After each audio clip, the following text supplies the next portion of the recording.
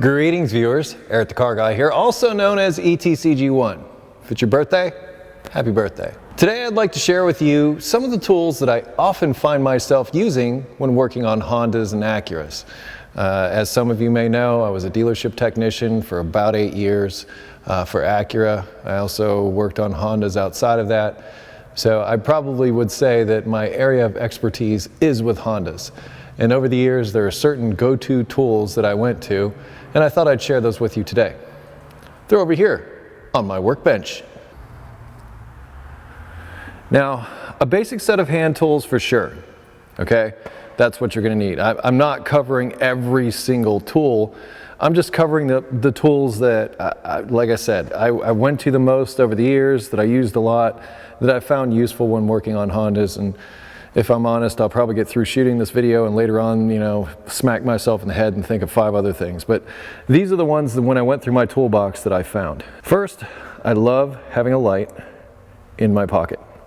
So I've always had some sort of light, some sort of inspection light to check things out. Something at the ready, something I could grab quickly.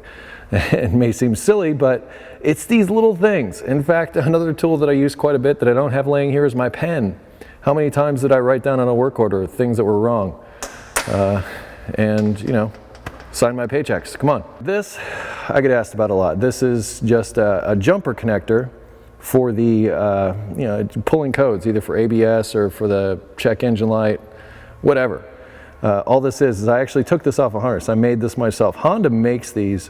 You can get them from Honda, but if you can get a hold of a Honda harness that has this female end with the 2 pins, you just cut it a little bit farther back, take the 2 wires, loop them together, and you can just plug this thing in. So this is a pretty useful tool just for pulling codes, particularly on OBD1 vehicles. And some OBD2 vehicles this will work for also. Some of you might know, this is a tool that I made. Not my design, it was based on somebody who showed me how to do this. It's just a bolt with, this is a distributor drive off of a Honda, and welded onto this bolt. And this is sort of shaved down a little bit. This is normally a little bit longer. But this is really good for turning in rear calipers. It's just, the tool that I have a special tool that does this, but this one works better. This thing is a straight shot. I throw a 17mm socket on this, I twist it in, I'm good to go. So, rear caliper tool here, homemade. Drill bits. And what size are they? These are about 3/16, and I have 2 of them here.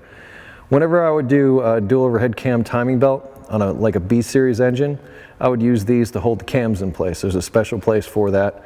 I just use drill bits. You can use punches, but I had drill bits handy. I burned them up all the time, and these probably don't work anymore. These are, let me guess, like maybe 8, and I think the thread pitch is 125. And these are what I use for removing like stubborn drums and rotors. I've got a video about doing this. And having these handy of the same size is really great for getting brakes off of hubs. Hose pliers. Use these not only to remove hoses, but I've also used them to disconnect electrical connectors that can be kind of pesky sometimes. You can go in there, and this isn't the kind of that type, but you can go in there and just use this to go in and grab and close on an electrical connector that's kind of stubborn.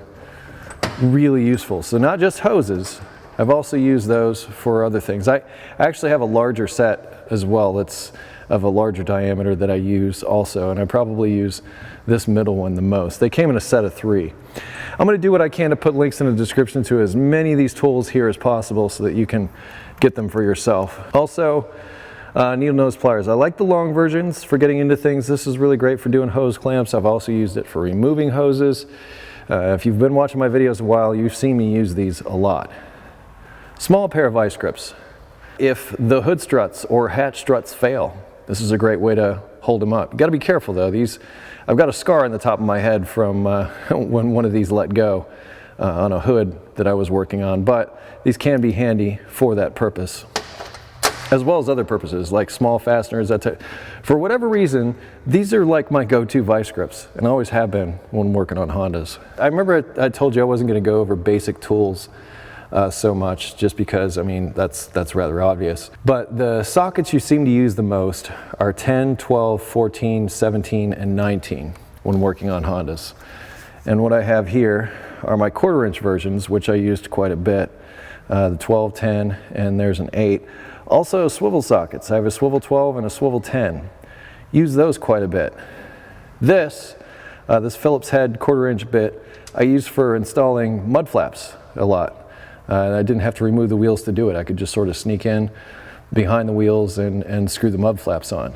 Now this is a special Torx. You run into this fastener sometimes on Hondas, not all the time. It's a T20 and it has that hole in the center. That's important because I have found some fasteners that use this type of setup. That is something you might find of interest. Now lately, I've recently got these from Beta. I can't say I've used these a lot, but these are nut drivers, but they're flexible.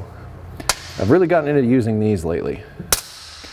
Of course, this is a Honda crank bolt holder tool, or crank holder tool, so you can break it loose. You put this down inside the crank pulley, and then you insert your socket through the center of this to break it loose. If you're going to do timing belts on Hondas, especially a lot of them, one of these, kind of a must. They make a different version that's just like from here over that connects to a breaker bar. It works just as good. This is just the actual Honda tool. And there is the part number for you, at least for the end. This one has interchangeable ends because I use a couple of different styles. In fact, my Acura Vigor uses a slightly different style, but most use this one. Swivel sockets. Now here's my busted 17. I have to take care of that at some point, but 17, well, there's a 12. I got them out of order. 17, 14, and 12 are the ones I use the most as far as those sockets go. This is an actual fuel filter socket. For old fuel filters, they don't even have replaceable fuel filters anymore, it seems, but there's the number on that one. This also works on calipers. So say you got a caliper slide pin that's stuck. This happens to be the same configuration as that caliper slide pin. I've taken this, put it on the end of my 3/8 impact and these pliers, and I've hit it with the impact and used the pliers to help pull a stuck slide pin out. So not only will this break fuel filters loose, but it also works on caliper slide pins that get stuck. Something that happens quite often on Hondas, which is why I have the silicone paste and the NICs. These are the 3M versions. I get asked about these a lot. For brake service on Hondas, this is all I've ever used, and it's served me very well over the years, especially the silicone paste. So if you've got stuck slide pins, clean them up. You can use this to maybe get them out. Like I said, I just used this as an impact socket. Once it started to spin, I would take these pliers and push it on its way out and get it to come out. So in a way, it was kind of cleaning the inside of it as it left. A couple of large sockets, a 32 and a 36 for getting axle nuts off. Once again, I said I wasn't going to go over basic tools, but here are the basic sockets that I've used quite often. This you've seen me use in the past. This is affectionately dubbed the XD45. This helps remove hubs, stubborn hubs. I'm hoping to one day get a press, but this is one way to hit them out. And I've used that quite a bit. Here's a clutch alignment tool. This is an actual Honda tool. I can't remember honestly which one this was for, but this is one of their alignment tools. It comes in handy sometimes. I'll be honest, I don't really use this all that much. The ends are interchangeable on this for different clutches.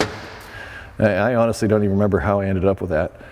But don't use it much, but clutch alignment tools normally come in the clutch kits that you're using. But that's what the factory one looks like anyway. A real common problem on Acura Legends is a pinion seal that leaks. And to replace that pinion seal, you need to remove that differential. In order to remove that differential, you need to pull, for lack of a better word, the drive shaft out of the transmission so that you can remove the differential assembly. And to do that, you can screw this into the back of that drive shaft, and then this big lip here is so that you can pry it out so you can pull it free. I've done the same thing with actually a bolt and a couple of washers, but once again, here's the actual special tool that does that. So if you've ever had to replace a pinion seal on a Legend, if you have a Legend, most likely you had to replace a pinion seal. this was your go-to tool. But this is not something you need. Like I said, I've just taken a bolt, screwed it in, put a couple of large washers in, and just with a pry bar, pried it out and pulled that axle assembly out of the transmission, and away we went.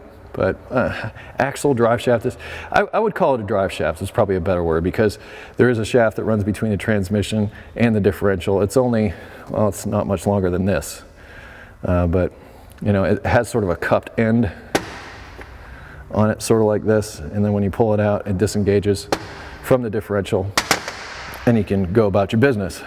What does this do? Come on, anybody guessing? This installs camshaft seals on F-Series engines. So the Honda Accord 4-cylinder you see a lot, 2.2, 2.3, and the Acuras. The camshaft seal it's something that I replace every time I do, well, just about every time I do a timing belt on one of those engines, because that camshaft seal is very prone to leaking. In fact, if you have an oil leak on the front of an F-Series engine, it's most likely this cam seal, and it's leaking down the front of the engine. But anyway, what this does is it installs that seal perfectly. You just screw this into the end of the camshaft, screw this down until it makes contact with the cylinder head, you're done. The seal is installed. So it's really nice. It just sort of draws it up into place. Now we're getting into valve adjustments, or sort of valve adjustments. What this does is this helps if you are compressing valve springs in Honda cylinder heads. Some of those cylinder heads, the valve springs are sort of recessed. I went over this in my valve spring video and how to use this guy. But this is an extender for a regular valve spring compressor to reach down inside cylinder heads. You basically attach the regular part of the spring compressor onto this part here, and this extends its reach down so you can compress springs that are recessed down inside a cylinder head. But that's what this guy's for. Honda valve adjustment tools. These, I've got a 10 millimeter and a 12 millimeter. But these you've also seen me use in other videos. Super handy. That's the 10. Here's the 12. Super handy for doing valve adjustments. You do a lot of valve adjustments on Hondas, which Hondas are probably one of the few that are left where you actually do valve adjustments on them. You're going to be using these guys a lot. And you can use a screwdriver and a wrench, sure, but if you're doing it a lot, these are the tools to get. What is this? This is the tool you need to adjust valves on an Acura or Honda NSX. This extends your reach. You use a 17 millimeter wrench. It works on the same principle as these. So it's got the screwdriver recessed down inside here that you can turn independently, and this will knock the nut loose, this outer portion. And this has a 17 millimeter wrench that you would use to attach the outer part there. But there is this one's tool number. It is of human number. And finally, feeler gauges to go along with these valve adjustment tools. Let's see, we have 9 thousandths, 11 thousandths, 8 thousandths, 4 thousandths. And I've bent these ends to conform to the type of adjustments that I would do, because I think this one was common with the Acura Vigor. It's worn away so much. I've used it. Maybe that's 12 thousandths, I don't know. There's another, why I have another 4? Probably more than one. But I bought these extra long ones because for me, they're easier to control. I mean, if you've only got this much of the, will it work? Yes. But I did this a lot, so it was nice to have these longer ones. Here's a 6 thousandths, 7, and another 10.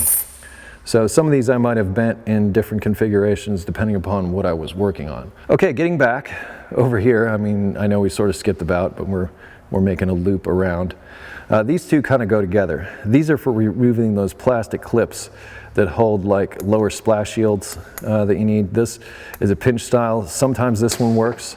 Sometimes this style works better. This one just pries things out. Wrenches. I really love these wrenches. If you work on Hondas, strongly recommend you get these or equivalent long, straight wrenches. This one's a 17, 19, this one's a 12 and 14. I've used these wrenches probably more than any in the box. You can see the wear, but these, great for slipping down into tight confined areas. Also great leverage. There's no bend to them or anything, so that's what's really nice about them. So, but these I would strongly recommend if you work on Hondas. I loved these wrenches. It came in a set of 3. I got one that's got a 10 and an 8. Hardly ever use that 10 and 8. I use the 12, 14, 17, 19 more than anything. 14 millimeter line wrench. This, old fuel filters, the old ones. But this, I love this configuration in this style because it's so thick. And it's just really beefy, heavy. It's probably the only time I'll use an open end to break something loose because of that thick, meaty end on there. It doesn't flex or spread at all when you use it. So these, love this. And these also came in a set, but the one I used the most was the 14. This one here, plastic trim tool. You haven't seen me use it a lot. You've probably seen me use my plastic screwdriver or my pocket screwdriver, and I have. But a trim tool like this is really nice for taking apart interior components without damaging them. That's what this is for. So this is nice, easy pry, what this one's called. And lastly, this goes way, way back. This is how far I go back. This right here, and I'll try to get you that number so you can see it. This is a special screwdriver from Snap-on. It's the SDD P21, it looks like. Perfect tool for adjusting Honda carburetors.